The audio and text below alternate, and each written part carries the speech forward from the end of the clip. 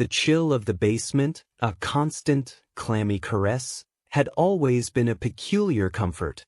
At 22, freshly excised from the sterile halls of academia, I found myself back in the familiar, if unsettling, depths of my old high school. My tenure as a computer intern was a curious arrangement, a favor granted by the trio of instructors who'd seen in me something more than a mere student. They'd become, in a way, confidants, their enthusiasm a stark contrast to the indifferent drone of the institution.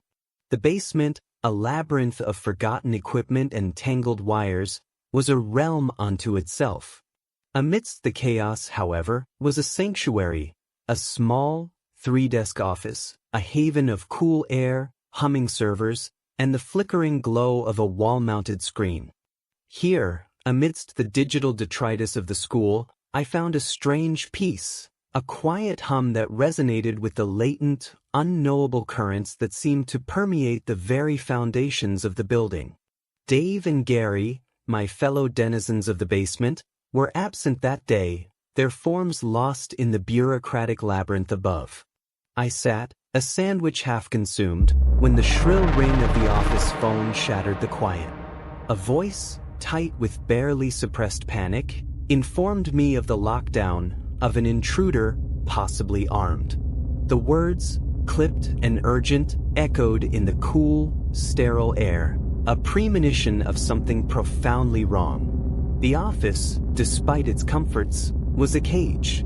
A wide, open doorway offered no barrier, and the basement's main entrance, a heavy, groaning thing, lacked a functioning lock. I extinguished the lights, the room plunging into a suffocating darkness, the glow of the server racks a faint, pulsating heartbeat. My phone, a fragile link to the outside, became my sole focus. I texted Dave and Gary, desperate for information, but received no reply. 20 minutes stretched into an eternity. The silence, broken only by the distant hum of the servers, became a tangible presence, a weight pressing down on my chest. I played mindless games, a desperate attempt to anchor myself to the mundane, to deny the creeping dread that was beginning to consume me. Then the sound. The groaning, metallic screech of the basement door opening, a sound that seemed to resonate deep within the very stone of the building. Footsteps, rapid and uneven, echoed down the stairs, approaching my darkened office. A primal fear, cold and sharp, gripped me. I slid beneath the desk, the rough texture of the floor a stark reminder of my vulnerability. The footsteps entered the office. No light flickered on, only a heavy, oppressive silence. A silence that pulsed with an unseen, malevolent presence. My breath caught in my throat, each shallow gasp a betrayal. The fear was a living thing, a cold, writhing entity that coiled around my heart. Then, the chime of my phone, a small, electronic sound that seemed to amplify in the suffocating silence. A text message. It had given me away. Suddenly, the footsteps moved closer, the sound of fabric rustling against fabric, the faint creak of leather. I could feel the presence, the unseen eyes watching me, judging me. A wave of panic washed over me, a desperate, animalistic urge to flee. I scrambled out from under the desk, my voice a broken, pleading whisper. "Please don't. I won't." A hand gripped my arm, pulling me upright. A figure stood before me, a man in a red plaid shirt, jeans, and a reddish-black cap. He spoke, his voice low and reassuring. "It's okay. I'm just hiding with you. What's going on up there?" His words, intended to soothe, only amplified the terror. I whispered back, my voice trembling. "But I don't know." He ignored my words, his eyes scanning the darkened room. "Is there an exit down here?" "Yes," I managed, pointing towards the far side of the basement. Before I could say another word, I asked, "Who are you?" A moment of silence stretched, a void filled with unspoken dread. He began to explain, his voice a low, hurried murmur. He had come to pick up his son, he said, when a teacher had told him to hide. His explanation, however, did not soothe.